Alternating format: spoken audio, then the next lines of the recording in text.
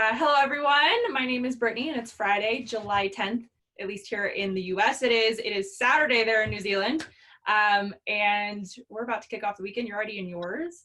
Welcome to today's talk, the New Zealand Eco Home Tour. We are joined today by one of our council members, Auriga Martin, and she's joined by her husband, Edward, who's floating around there somewhere, who was an avalanche forecaster in Idaho and Utah in a past life and is now their eco home expert. So he will give us a tour of what's going on there. You'll hear about all kinds of things, from natural paint that's carcinogen free, and that it's all off grid, all natural, sustainable materials. And Auriga, when you say eco home, like, how far did you go? What does that mean exactly? Like, yes.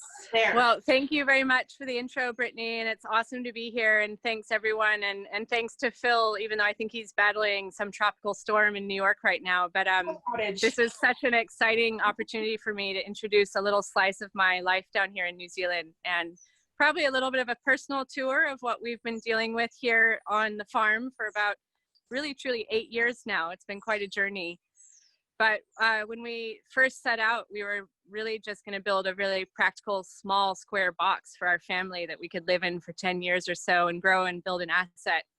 Now it has, of course, become our family legacy and a piece of something that we can leave our next generation, our 2 girls here. And the story behind this property is really, this is a piece of the family farm that has been in Edward's family for 7 generations now. So we're on 12 acres here of beautiful natural forested farm and reclaimed bush. And because we're so far away from civilization, really only 4 kilometers, but we actually are far away from the tie-in to the grid. So the first step we made toward the eco home journey was to be off-grid solar driven. So I don't know, I'm just gonna try and come out to the edge here, but we've got this spacecraft wing here, our 7 kilowatt off-grid battery powered solar system with too far back up. My electric car there that you can see. Too far Back up.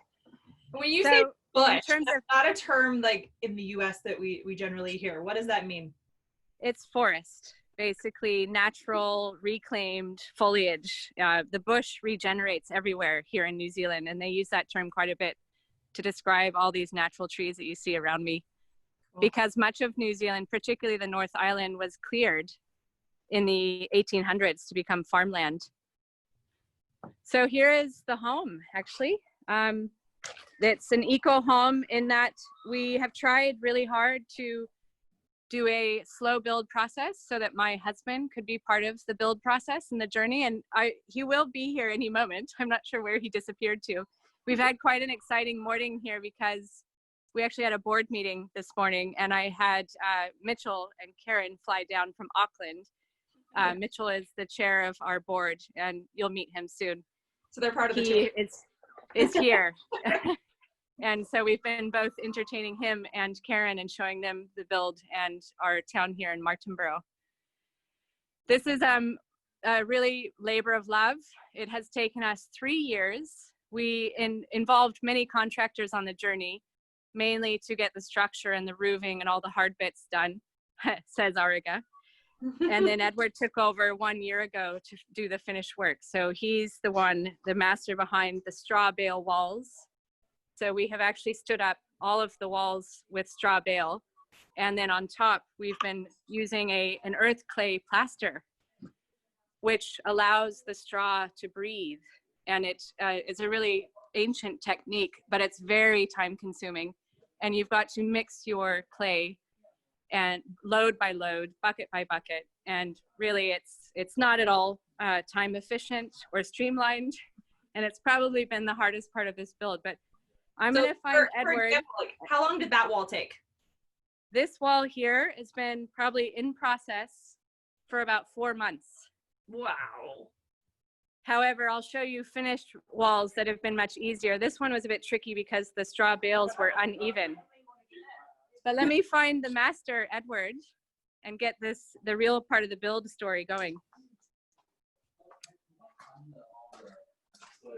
All right, guys, we've got the CG Council on the line. Do you want to start in the living room? This is my husband, Edward, the master builder, eco builder. And here's Mitchell Pham, the chair of our board. Hi, Mitchell. And his lovely wife, Karen. Hi, Karen. All right, so we were just starting in the living room. Shall we go get started? We can start. Absolutely. All right, I guess. How many people are watching us? We've got a little handful from the States.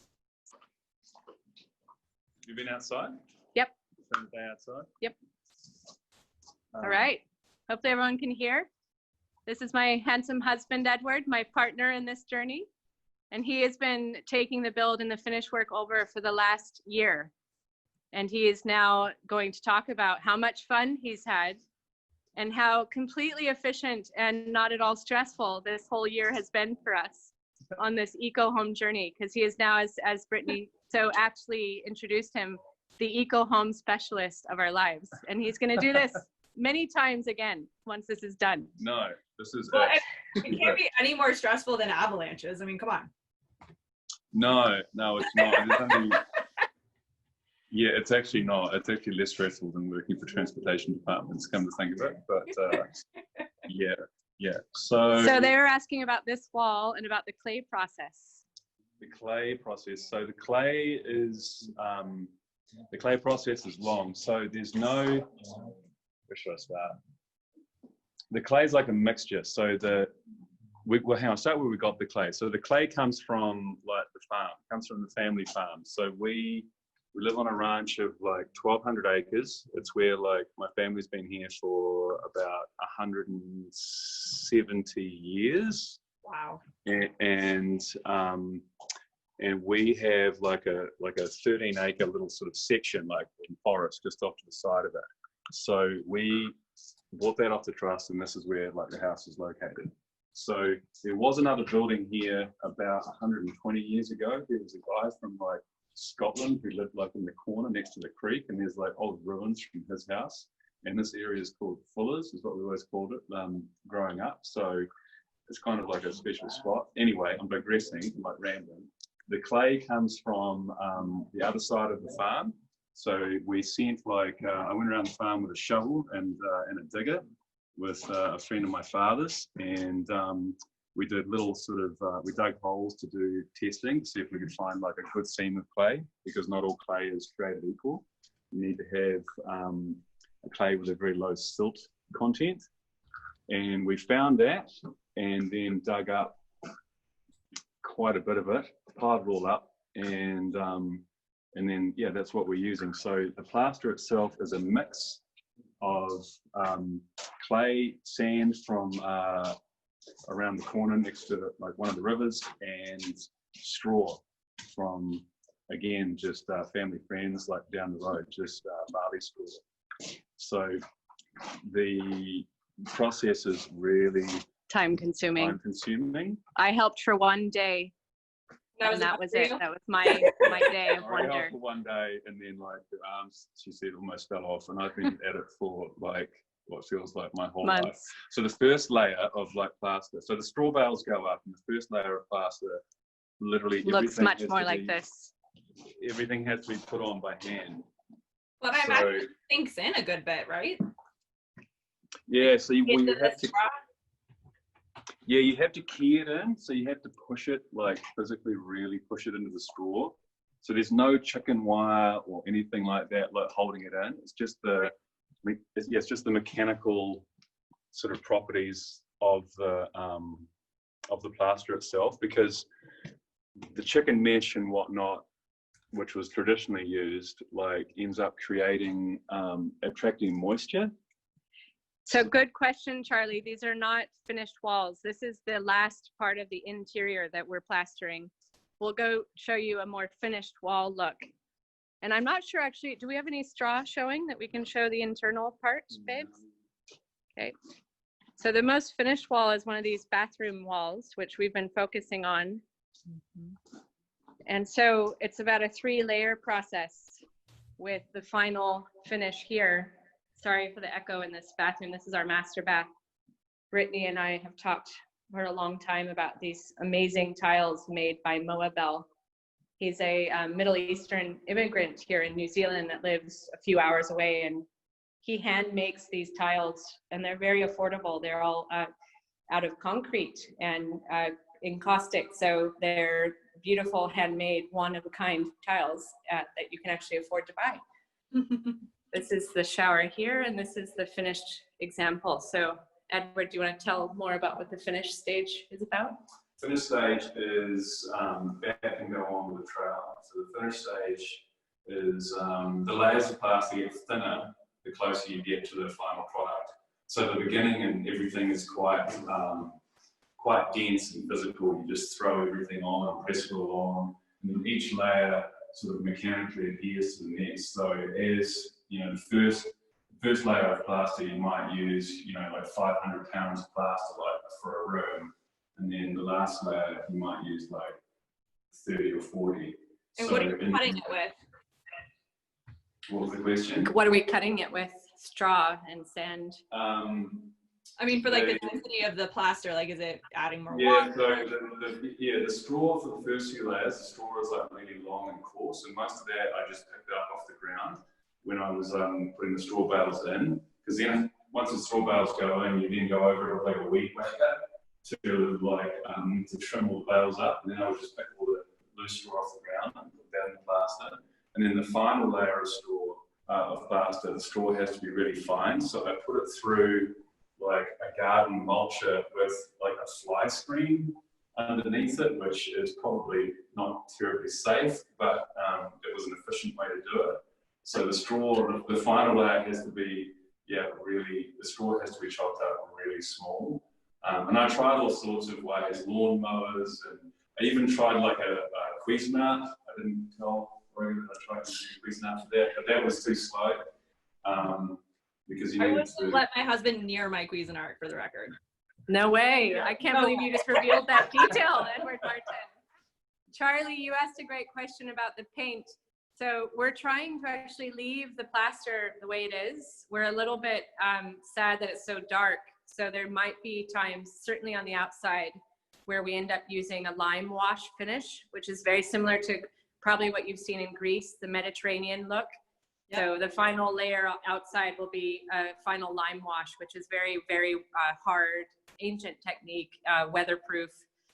Do you want to explain these funny wires that keep hanging out everywhere? Yeah, so of course the issue with like these plaster walls is like fixings and light switches and things like that. So all that stuff has to be put in like prior, and that's like run down through the straw as well. So all the wires and everything are taped up to the straw, and then those wires hanging down they're moisture sensors. So I made moisture sensors in all the areas that I sort of thought would be like potentially weak areas where moisture could get into the walls, and ran all those wires. And then I'm going to have to come up with some really nifty little tidy trick in the like cabinets to hide all those wires. I just haven't got there yet, because moisture with like, you know, any straw building is potentially an issue. So we do have jib walls throughout the house, which are going to be painted. And so we've got lots of little samples of the colors that we've ordered now from the Natural Paint Company in Nelson, which is South Island up and coming company. In fact, the CEO won Entrepreneur of the Year in New Zealand. She's this wonderful young woman who fields all the phone calls, is on live chat at night. She's just been wonderful. And we ordered all of the materials like this. Like, how do you find natural products? Just we consult the Oracle, Google, all the time. In fact, the more digital e-commerce game they've got, the more they've had our business and our attention. This Natural Paint Company has done a great job, I think, putting their message and their brand out there, and they just keep winning award after award. And it's important to me, probably partly my California background and roots, but to live a chemical-free life, and that's part of the joy of this building technique, and partly why we've bitten off so much together as a group. So everything in the house is carcinogen-free. I was telling Brittany in our prep for this that we actually have used Douglas fir, which is untreated timber for all the framing in the house.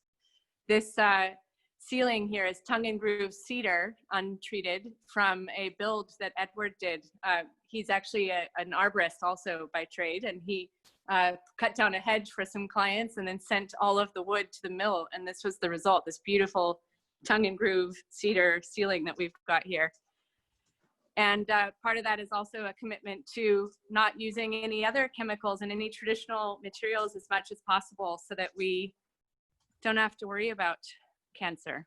And the effects that they're now finding are coming up all the time in studies. How did you find Moabel? Same way? Yep, online. We've then since, of course, New Zealand, 1 degree of separation, found out that he was related to someone in our town. And so we've actually been able to meet him a few times now. Very cool. But he's got a great story. We'll definitely send out his link. So this is the master bath, which we showed you. And there's just a little fun fact in here. Edward surprised me. He put in this beautiful mural I made when I was in my 20s. So cool. I mean, it's not very beautiful. It's quite crude, actually, but it was a nice surprise to see it in here. Sure. A little touch, something extra. And so Edward, he's also a master tiler. He did all of the tiling himself. He's been certified in the plastering technique. He's been certified in the tiling technique. So he is actually an eco-home specialist. Look at this guy. I wouldn't describe me as a master of anything. Should we talk about the floors? Are there any other questions out there? I mean, yeah, Carrie has a question about the wood, the tongue and groove, well, all of the wood. Are you going to seal it? Good question. I am not sure. The cedar has like sort of water. The cedar kind of repels water pretty naturally, like similar to Douglas fir. I think really the only reason that we don't have to worry about termites or anything down here. Like that's not something that is an issue. We don't have bugs that can get into the timber. We do have borer, but I don't think the borer would get into. You have what? Borer. Borer. Like what is that? American equivalent. I'm not sure. Borer is like maybe woodworm, I think we call it in North America. It's a moth. Borer is like a native New Zealand moth, which like crawls its way like into timber. We have record levels of moths this year in the US. Yes, or pine beetle. Yep, pine beetle. Yep, pine beetle is a huge phenomenon. We remember that from our days in Idaho and Utah. Mm-hmm. So any wet area where there's like in the bathrooms or laundry, I'd say that yes, we are going to seal the timber, and it's just finding the right type of like oil to do that, because like tongue oil and whatnot, again, like it can be pretty full on, and we've managed to sort of stick to our guns as far as trying to do everything. Yeah, we really have. Yeah, like usually there's lots of compromises by the time people get far into a build like this, but because we've had so much time, we've been able to sort of do the research to get to the next phase. So like, yeah, when Edward said we're ready for paint, I was able to take about a month or two really to find the best paint and get the best price and research the materials. This is actually another cool eco element. We've got natural, well, it's recycled wool carpet. So all of these were old wool carpets that have been recombined into insulation into our ceiling. And we've actually got probably the most insulation of any home in New Zealand, just to make sure that I stay warm, like my California roots. I think, I'm not sure if this translates, but it's R8 insulation, which is pretty much double the national standard. Sure. Which is gonna make us nice and toasty. We've also got radiant heat throughout the house. So these radiators are going to be installed in every room. Great. And that really helps the house stay warm all year round. And it's wonderful because it's powered by a little fireplace in here and this huge, massive hot water cylinder. And it's actually, they measure the energy output in kilowatts as well. And we've got the 12 kilowatt system. And wow. here's the engine. And this guy was just installed the other day and we powered it up. And because the radiators aren't connected yet, and because the plumber forgot the air ventilation at the top, we actually had a little surprise of some rainfall coming, boiling hot water out of our cylinder through the ceiling and through the tongue and groove. And we thought, oh my God, everything's lost. We're gonna have to claim insurance. And in the end, that was the only damage, just that little bit there. But we literally had water pouring through all the tongue and groove, whole ceiling here. Uh-oh. Yeah. So that was a fun character building moment. That was on my birthday too, which was super. On Edward's birthday, of which we've had so many of these character building moments. Oh yes, those are the fun ones. What was the hardest thing to source? Like, I mean, trying to maintain it as an eco home. Like, what was the thing that you had to search and search and search for to find The pumice. eco equivalent? The what? The pumice. So we like the floor. The floor's not completed. So if you look down, the floor is just gravel. So we don't have a slab floor. So it's not like a poured concrete floor. So the entire building is like all the straw bales are sitting on a nib wall. So it's like sort of the wall of like it looked like the wall of an above ground pool. Like that's what the whole house is sitting on. And then instead of, we've got some recycled freezer panel insulation around the corner or at the I'll edges just of show the this. wall. I'll take you over here. But all the actual underfloor insulation is volcanic pumice instead of so it looks like rocks. Yep. But that's pumice from like And here's volcanoes. the recycled refrigerator linings that are in the foundations. Yeah, and the pumice was the most difficult to find because it had to come from a long way away. Waikato. Yeah, about a 6-hour drive by a like, truck. You can buy pumice to like scrub your hands with any day of the week. But when we tried sourcing 40 tons of pumice, people would scratch their heads and wonder What do you need that? what do we need that for? And in the end, we got it from a place that they use it on like horse ranches for like race horses.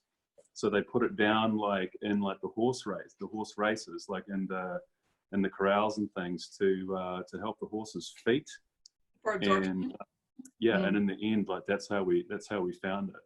And we had multiple truckloads, but then like the trucks couldn't get into the property, and we had to dump it like 1,000 yards away, and then we had to like move it, decant like all these massive truckloads of it, and then move all the way in here, and then it all had to be moved in with wheelbarrows, and it was an absolute.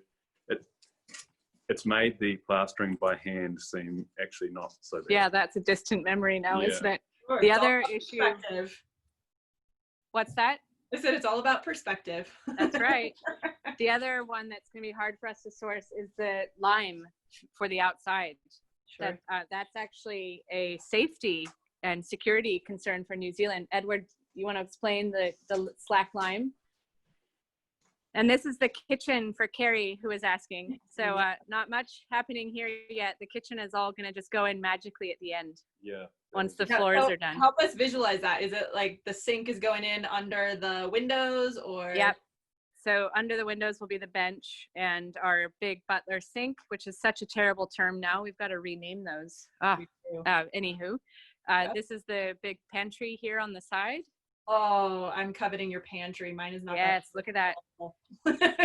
And then we're going to put a chalkboard wall here for all of the important kitchen notes.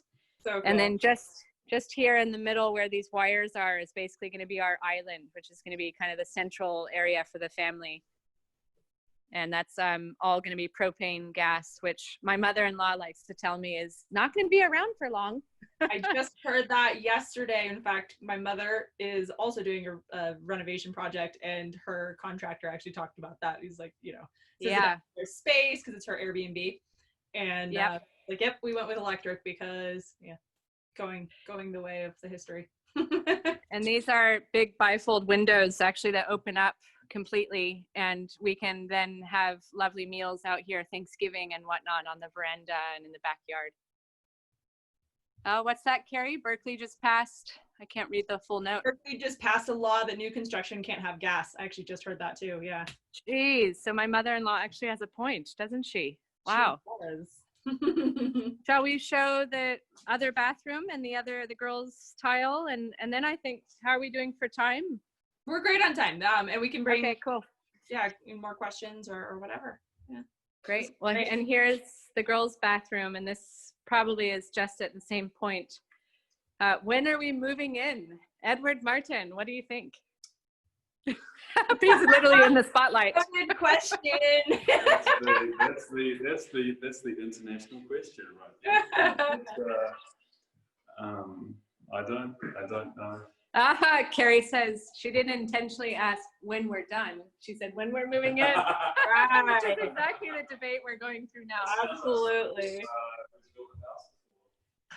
So this room is a bit experimental now. We've got the finished plaster, but then we put a first coat of linseed oil on here, and we're just kind of looking and observing at the result. It's a bit marbled, and it's drying.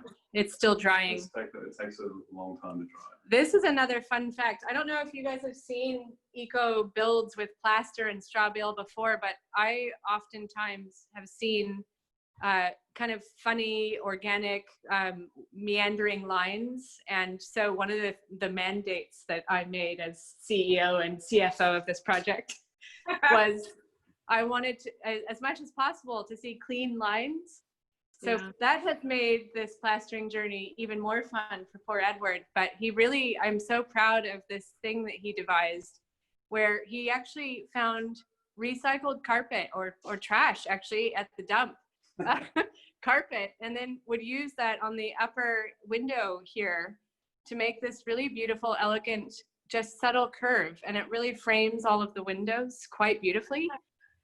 And I'm really proud of how he worked that out, and it's very consistent throughout the home. It looks pretty pro, I must admit. It turns out that mud sticks carpet really well. I can imagine. So, yeah, who knew? So totally, very pro. Yeah. No, okay, so how similar, and maybe this is maybe it's the same thing, just called something different, but how similar is this to, say, like daub and wattle? What's daub and wattle? Yeah, you might have to tell us, Brittany. So it's another, actually, I think it's a very similar format, I'm thinking. So in the UK, there is like a lot of those, imagine a Shakespearean village, for example. Stratford, yes, right? Like you have all that white and the timber, and that, I think it's a very similar process as far as plaster on something. But okay, daub and wattle. Yeah, daub and wattle. So no, hang on. So that is over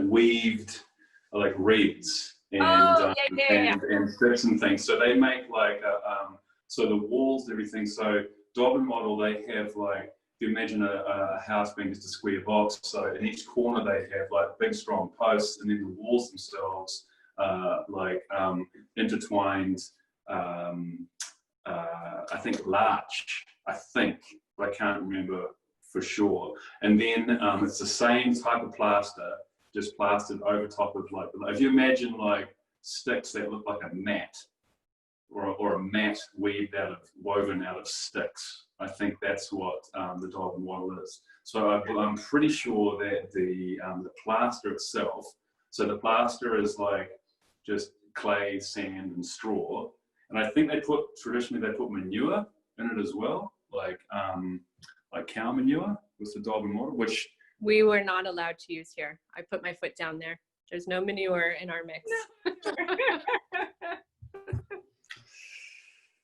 Cool. So this is another masterful tiling job from Edward, and he had a lot of fun working out the geometry of this space, because there's just, of course, like a shower drain in the middle. Sure. And so he had to perfectly cut these beautiful one-of-a-kind tiles. That is gorgeous. That was a nightmare, because the draining, when we, because I didn't do plumbing, so I'm not allowed to do plumbing here. That's a certified job. Yeah. And when the plumbers put in the drains, before all the walls and everything was up, were up, by the time I came to like do the floor, of course, it turned out that the drains were not in the right spots. So I had to like try and move the drains under the floors, under the walls as much as I could in order to. We also ran out of tile during lockdown. And so all of this tile here is in 2 batches. You can see actually there's a subtle color difference between this tile and this tile. So Moa had to quickly make a new batch, which takes 4 weeks. So we've had a lot of start and stops, as you can imagine, which have added up. Got it. Which goes back to Carrie's question, the endless debate, when are we moving in? And it seems to be always 2 months away. We'll be in 2 months, but I said that 2 months ago. You did, So, actually, I remember that. I did. Yep. We were first debating the timing of this talk, yep. That's right. So this is our daughter's room, Capella's room. There's a good example actually of the technique Edward uses around the windows. You can see it better in here. Oh yeah. Isn't that nice? So nice. I like how deep they are too. Yeah, beautiful. And oh, this is a bit of what it looks like when the tiling happens. So it's quite a messy job. Plastering. Sorry, plastering. It's mud. It's mud everywhere. It's mud. It's yeah. All right, should we go show off any final details? Are there any other questions that we've not been seeing? It's been nice to see all the banter. Well, you remarked about not being able to do the plumbing because it was a certified job. How many of those were there? What are the other things that you couldn't do yourself? The putting the tin like on the roof, like the roofing, like that's a certified job. Like I could like help do it, but I would have to have someone that was certified to do that. And the connection of like the electricity. So like I could run all the wires and I could work out the electrical plan and I could do all of that. But like I'm not allowed to connect it, even though we're off grid. We're like we have a 7.5 kilowatt solar Showed system. them that at the start. But like, so even though we're off grid, like that was not a certifiable job. So, but and all the framing. So we had a builder come in and do the roofing and the framing. And I could do the framing. Like you can do the framing without being certified, Okay. but I didn't because I'm not a builder. You know, I'm just kind of like making this all up as I go along and learning how to do it. So like I didn't feel confident. I felt like for the concrete work and for the first part of the framing that if that was all perfectly straight or if I could trust someone to do that perfectly, then it would be easier for me to just carry on and make mistakes and try and fix them after that. Whereas like if I was making mistakes when everything had to be perfect to begin with, like the bones of the house, then I would be constantly like, you know, constantly battling to try and straighten everything up. Sorry, I'm trying to show you guys Edward's plaster station outside, which we've had to cover because it's winter and it rains endlessly here in winter. The pile on the left is like the clay that you can see in between the 2 barrels, and just behind there is like an old garden mulcher. And I actually chuck, I'm not sure if the warranty would be maintained by this, but I'm actually throwing the clay into the garden mulcher to knock it all up into like a powder. Because that way it mixes in the concrete mixer. When I go to mix all the clay up, make the plaster, it mixes up better, and it makes it a lot easier to apply to the walls. So most of that stuff outside is going to be for the floors. Good question from Charlie. She wants to know how many people have helped us on this journey. Physically, I've probably had. I had a group of like 4 or 5 of my friends that helped me pick up like one of the windows that I couldn't pick up.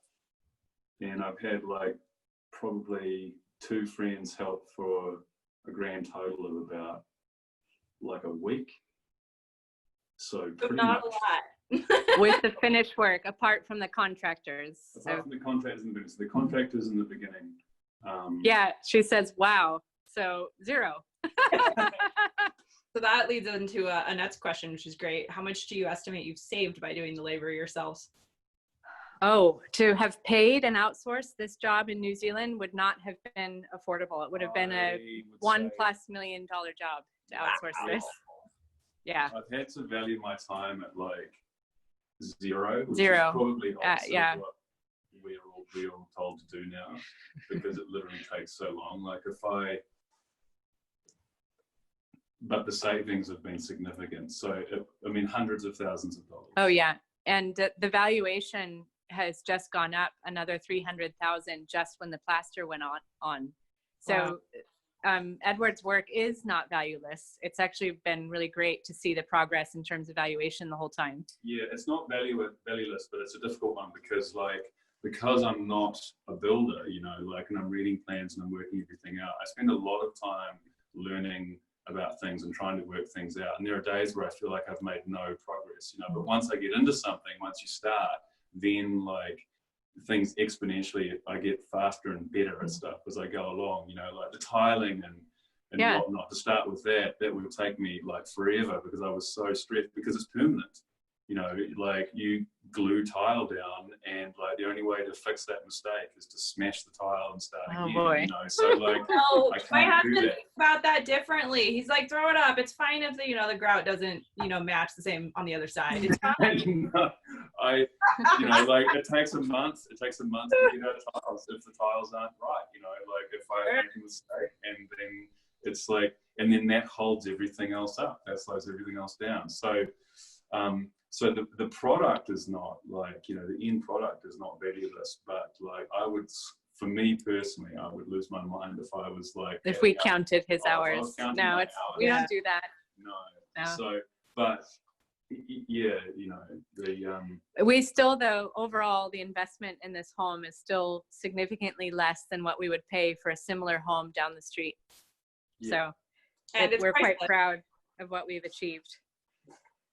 This is kind of fun. This is where we started this journey. Back when we were designing this, we actually did all the planning with an architect in the South Island who's from Colorado and who knew the technique from the States, but had brought her business here. And we were all young parents.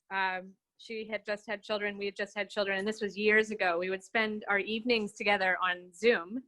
And actually, what was it? Skype back those days. Sure. And we would make these plans. And that's when we started with you know, this is just going to be a square box and be very simple footprint. You know, Edward's going to build the whole thing himself.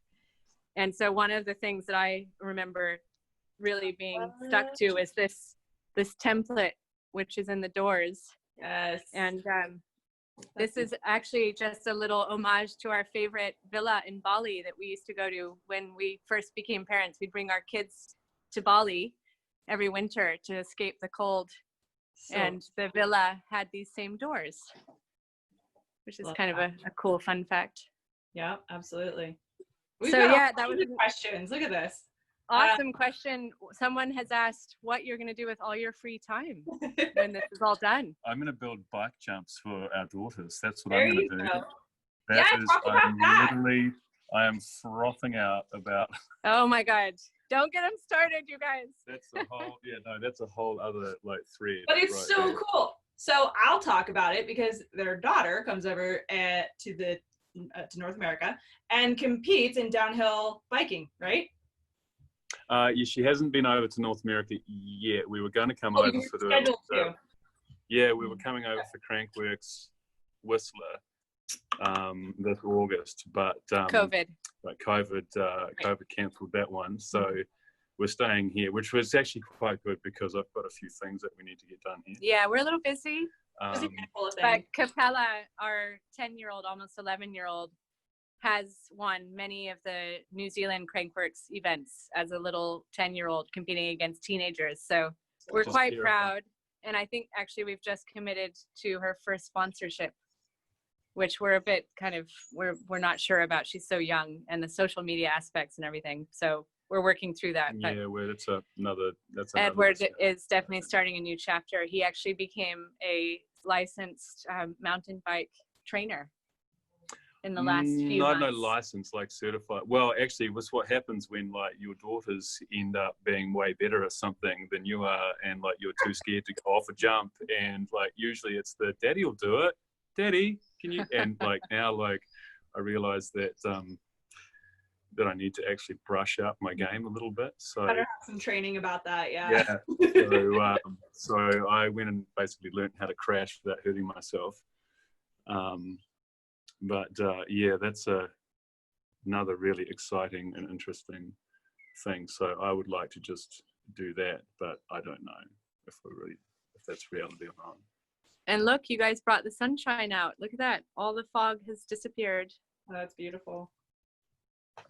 I'm from Ojai, California. I saw that question earlier. So just outside of Santa Barbara. I went to school at UCLA. So I miss California, but I have to say I'm really happy to be in New Zealand nowadays. The perspective on the year that 2020 has become is quite incredible, isn't it? Yeah. That's an understatement. Yeah. And we hear all the time about Jacinda, our leader, who's been on Time Magazine and seems to be leading the world now. She's doing such a great job. We're very proud of her, and I'm proud to say, you know, that I have a foot in both worlds, in the U.S. but also here in New Zealand.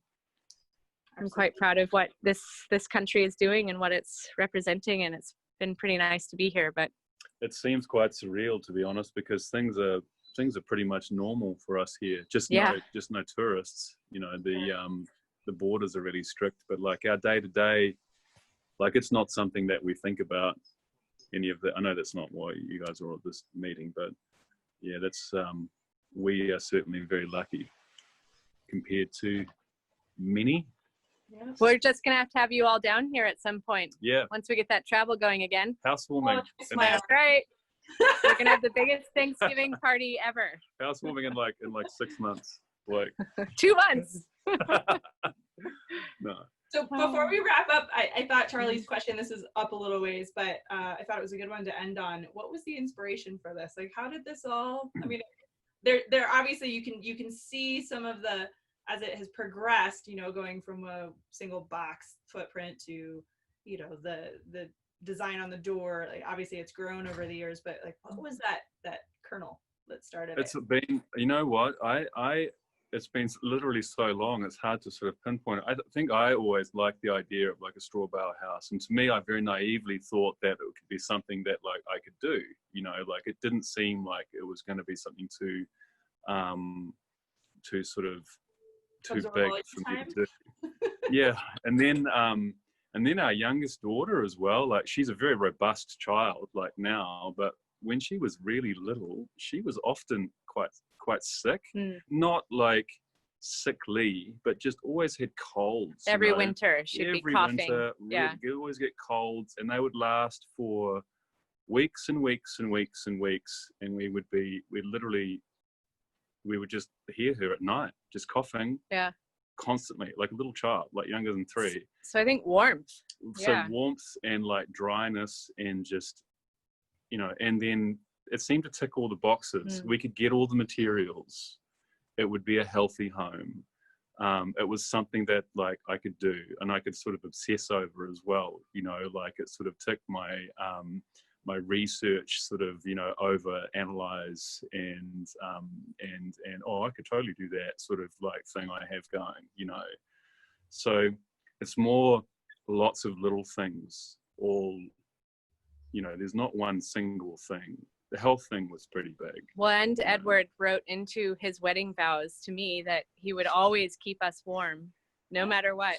And yeah, so it actually is part of our core, our family core. Yeah, so I can say that I'm living up to that at least. Yeah. There we go. There's one. Good question. Yeah. And then well, this has been. She said, any other special custom-made elements in the house? Yeah, what if we not? There's a lot of wood. All of them. Yeah.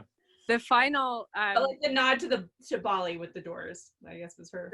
The final installation is going to have a lot of hand timbered wood from Edward that he's actually framed up and stashed away. So our kitchen, for example, is going to be all wood slab, and all of the sinks in the bathrooms are all going to be wood slab. So I think the wood is a really important element, because we did kind of gloss over the fact that when we moved here, Edward didn't have much avalanche forecasting to do, being in New Zealand on an island.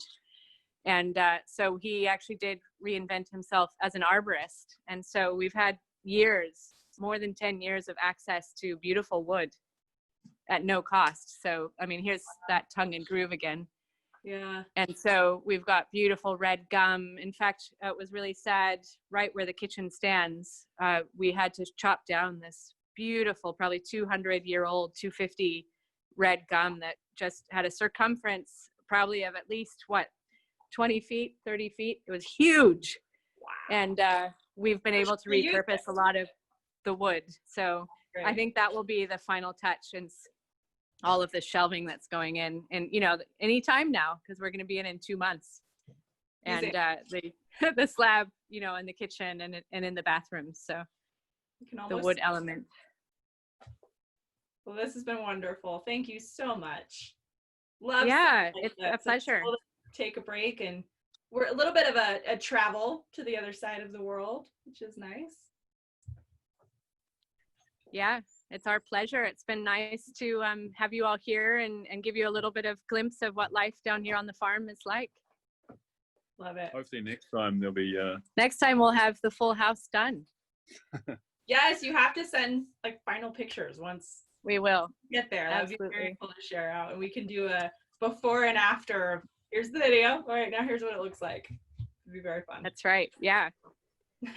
Well, Edward's looks like we're losing Edward. Are there any other hot questions? No, I think that's it. So many great questions. Thank you all for joining us, and we'll let you get back to your Saturday. Thanks for spending time. Thank you so much, guys. Bye. Thank you. Thanks, everyone. Enjoy your weekend. Bye.